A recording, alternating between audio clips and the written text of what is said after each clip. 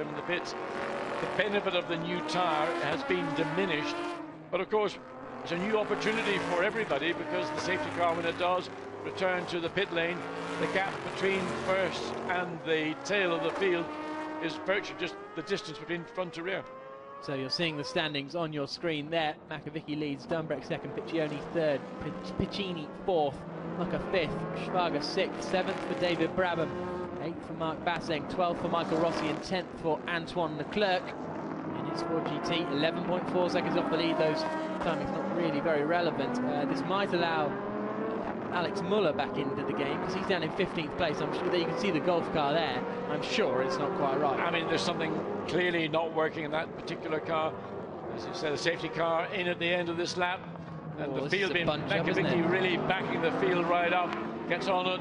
Peter Dumbrek does the best he can to follow the Ford. It's the two Aston Martins, three Aston Martins now ahead of the first of the Lamborghinis. Racing back underway with just under 12 minutes to go. Fred Makovicky leading across the line. Not too far behind is Peter Dumbrek, but I don't think he's going to be close enough to make a move.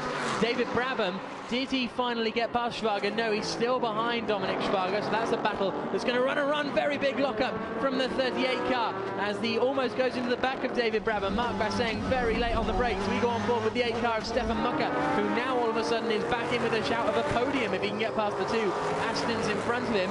But he's quite close to Andrea Piccini at the moment, but Fred Makovicky and Maxime Martin have had this under control all weekend, haven't they? No worries. So Cliffy Piccioni is not about to let them get away with it, and he's going to try and suck along behind the Nissan, hopefully get that car closer to the action than he's been able to be during the first part of the race, as the Corvette defends against Baz Linders.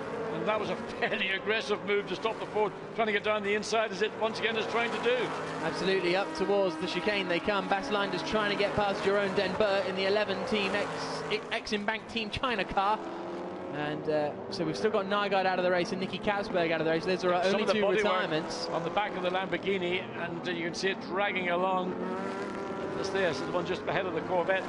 So that must be the Mark Basseng car. Yeah, we'll try and get a closer view of that. Still, Baz Linders trying to find a way past. This is going to be a look into the final corner, I would predict. Jerome Denbert, will he be wise enough? Because he didn't get any racing in yesterday, so perhaps a little bit short. All coming up close together now. Yeah, David Brabham right up behind. Oh, Corvette spins on the exit. Just too much throttle, and around she goes. And that was a disappointing spin for Michael Rossi, who's done all the good work and now has to wait until the tail of the field comes through to make up the tail of the field. Absolute shame there for Michael Rossi, dropping back down into 16th and last position it'll be. Here he comes, he's the Chinese car that you can see coming through. Just too much throttle, just too soon, too aggressive, and not enough grip, and the Corvette says, I've had enough. Are those the kind of spins where you go, oh, what did I just do? I would imagine so, yeah. I mean, you've thrown away position, you never get it back, and all he can do is just work hard, redeem the best he can. Battle for 9th place. Antoine Leclerc in the Belgian Racing Ford GT. We're about to go 3 abreast behind. Baz Linders has got past the 11 car of Jerome Denbert. Now Jonathan Kennard's getting involved, and Alex Muller. Here comes Alex Muller up the inside of Kennard. Not close enough. Out they come, up towards the recently adjusted section of circuit.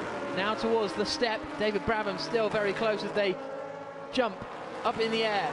None of them going all 4 wheels off. Kennard nearly going all 4 wheels off, but he now is coming under pressure from the Golf car of Alex Muller. This is all ultimately over 12th, 11th position, I think. Big lock up towards the back of the field. David Brabham just can't get past this Lambo. No, and you've got also Michael Krum trying to find a way past Antoine Leclerc. Yeah, you see it at the top of the screen. And I would imagine Michael Krum ought to be able to make fairly swift work. Obviously, again, back of the Lamborghini, the rear bodywork dragging along the ground for Mark Basseng, just to add to his woes throughout the weekend. Here comes Brabham up the inside into the final corner. You could see him lining up that move. Has he got it made though? Because the cutback does the 37 car of Dominic Schwager. They're going to go side by side over the start finish line. There's going to be hardly anything separating them. Brabham has got more straight line speed potentially in the Nissan. It doesn't look like it from this camera angle, and Schwager is going to hold on the inside line. Brabham needs to get across quick because the other Lambo's in there as well. Is the look up the inside into turn 2 on? No. Back end of the Lambo starts to smooth out, but a good move into turn turn 17 by David Brabham, but he compromised his exit out of that corner, and consequently Dominic Schwager had the run and was able to get track position. Let's look at it again. Here's the move. There's very little distance between 16 and 17, but he put the Nissan in. But look how much wider he runs onto the dirtier part of the exit of the corner, and then the Lamborghini side by side, and he had the line to turn. This is the view from on board. Schwager moved away to avoid the contact, but then made the switch back and got his position back. Classic move. Marcus Winkelhock and Nicky Pastorelli, their teammates, watching on. Just, it looks like Livio Piccioni is quicker than Andrea Piccini now in this stage of the race with only 7.5 minutes to go. But here's this continuing scrap over 6th position. As they came across the line lap time, the gap between them was 0.014 seconds. It was absolutely together as they came across the line, and despite their battling, they're still not dropping away from Stefan Mucker in front of them, so that's quite interesting. I'd have thought with all that changing of position, Mucker would have been able to pull away, but he's very much in the fight. Is Brabham going to do the same thing?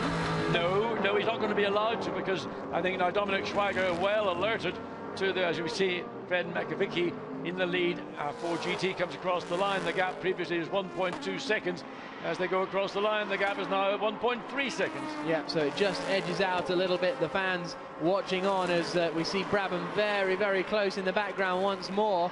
The top 5 or 6 fairly spread out, but then here comes Brabham. Little semi-look up the inside, not close enough. And Michael Krum has actually got past Antoine Leclerc. A little bit further back, so one more position for the disappointing performance, not because of the driving, but because of the pit stop. They're into 9th place. There are points available, but not enough. Not the men dived on the inside again from not into turn 4. No, that was Brabham having a little look, possibly just to try and put him off, taking a wide line in here into 5, and subsequently into 6 as well. Turn 7. Oh, he's so much quicker, isn't he? You can see how quicker he is. He has to get out though. Well, the reason is that the Lamborghini hasn't got the grip. Dominic Schwager's struggling with traction off the corner. The back end of the car moves out as soon as he looks at the throttle pedal. David Brabham's got a much better balanced car, can get on the power earlier. The difficulty is it's all about acceleration in the short gears, and even though there's a problem on the corner for Schwager, it isn't big enough to give David Brabham the opportunity in this part of the track. But he will continue to harry and try to distract Dominic Schwager, moving one way.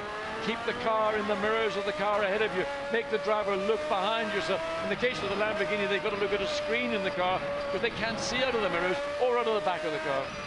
Now, we're on board with Marc Basseng, 2nd place in the championship. Krum is only 1 position behind. If the Lamborghinis can engineer it so that Basseng can get past Brabham and then get past Schwager, that would be very, very good news for their championship, but it's a very difficult thing to do. Very early Christmas wish list. Yeah, absolutely. Across the line they come, and they're still not too far behind the number 8 car of Stefan Mucker either. So Mucker in 5th, Schwager in 6th, 7th for David Brabham, 8th for Marc Basseng, and then some way down the road is Michael Krum in 9th and Antoine Leclerc in 10th place. I'm surprised that Stefan Mucker hasn't been able to pull away, because I think Schwager has a problem, yet they seem to be drawing closer to the tail of that Aston Martin, currently in 5th place. David Brabham once again looks and takes a very wide line, tries to make the cut back to make the dive down in turn 6, again covered by Dominic Schwager, and again no change in position. Michael Krum getting clear of Antoine Leclerc in the 4GT, and he will now be drawing himself up to the tail of Marc Basseng in that Lamborghini, the one with the damage at the rear of their bodywork.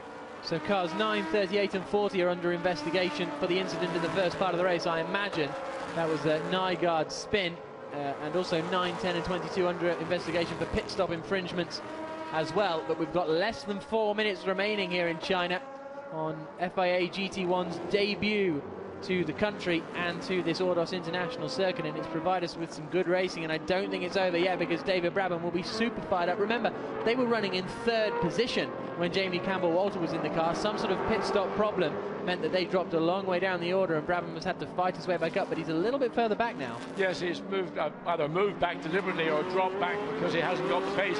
I suspect he's dropped back to give himself the chance to pick up momentum once again. The problem when you run so close to a car ahead of you which you're trying to overtake is that you run at the pace of that car.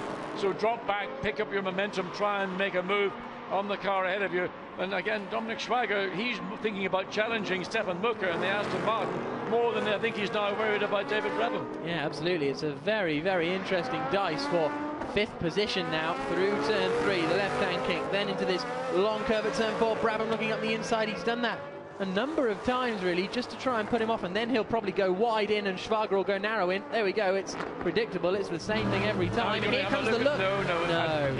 There was a moment Schwager was on it, and he defended instantly to block the inside line into turn 6. But David Brabham frustrated for another lap, and 2.5 minutes of this race remaining. In effect, you've got a lap that they're on and one more lap, and that's your opportunities, David. Yep, and he will know that, of course. He'll know exactly how long is left. Oh, exactly the back when of the Lambo kicks up high in the air there. Absolutely, it was a bucking Lamborghini. It is a horse after all. Well, exactly, down into turn 11. No, actually, it's a pool, it's a prancing pool, not a horse. So, on board with David Brabham. He was down in 3rd position when Jamie Campbell-Walter was in the car. He is now with Hayley Coxon. Jamie, it looks like David's got much more grip than Dominic. Where would you try and overtake?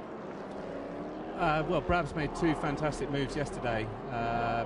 One place which he just tried the last corner, and I think the other place is turn 5. But he's very tricky and very slippery offline, so, you know, hopefully he can do it, and, you know, we get 6th place.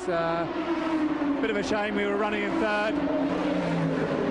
We had a, you know, 30-plus second pit stop, which in this championship you can't have, and so, you know, we find ourselves back in 7th place, but you know, a minute and a half to go, maybe he can get one more place. Thank you. Well, I think we're on the penultimate lap now, I would say, as they turn into turn 4. On board we go again with David Brabham, and we're going to see the same thing this time. He's been lining up this move into the right-hander at 6. Is he going to go for it now? It's covered every time by Schwager. Very good defensive driving. If he can get the cut back for the run up to 7, no, not quite. I'm really impressed with this drive from Schwager. He's doing a good job. He's driving a professional racing driver's job. He's trying to attack the Aston. He can get closer to it at certain parts. Nicky Pastorelli enjoying it, I think. But equally, he's got to remember that David Brabham has got a car that is potentially quicker in the lap. But he's got to work out what's my best option, defense or attack. Right now, I think it's a question of trying to attack the Aston ahead of Stefan Mucker. But on this occasion, once again, David Brabham has closed that gap down as they come through turns 12 into turn 13, the downhill as we go back to race leader. And Fred Makovicky has had a pretty cool run, pretty much in spite of 2 safety car interventions. He comes across the line then in a minute to start his final lap. It's been a really commanding performance. There you can see the last lap board going out for Fred Makovicky. Maxime Martin still not completely settled. The other Mark VDS engineer looked pretty confident. The gap between them only 1.4 seconds. That is Peter Dumbrek in 2nd place. Clivio Piccioni still in 3rd. 4th for Andrea Piccini. Still in 5th place is Stefan Mucker ahead of Schwager and the Brabham battle that we've been watching for quite some time. But Fred Makovicky is surely going to take this. They've been in control since the very first qualifying session here at Ordos. The Ford GT has been absolutely nailed to the ground. It's been a commanding performance. Yes, in fact, these 2 cars, the 2nd place Nissan of Peter Dumbrek and Richard Westbrook, these 2 have dominated both qualifying race and now championship race. But the battle behind, still David Brabham doing all he can, and Michael Kroom now catches up to the back of Mark Bessang, and that's not a safe, necessarily 8th place for the Lamborghini. So for the final time, they will climb up towards the step, this chicane that has been possibly the iconic part of this Ordos circuit. The car's getting full air there, David Brabham. That was awesome. But nerves for Maxime Martin, because he is watching his teammate Fred Makovicky turn through turn 13 for the final time. Down the long right-hander at turn 14. This team today have had 2 safety car periods to try and deal with. They've dealt with them expertly, and Peter Dumbrek and Richard Westbrook have pushed them all the way. But into the final corner for the final time comes the 41 car of Fred Makovicky. They won the qualifying race yesterday. They started from pole position as well today, and take the checker flag to gain an excellent win in the Mark VDS Racing Team Ford GT. They're a very happy pit crew. 2nd place for Peter Dumbrek. Clivio Piccioni comes home in third place in the Hexis AMR car. Brabham not quite close enough to make the move. Crum almost gets past on the line, past Mark Basseng as well. It's going to be side by side further back. Leclerc and Bas Leinders takes it on the final lap. Bas Leinders takes 10th position from Antoine Leclerc.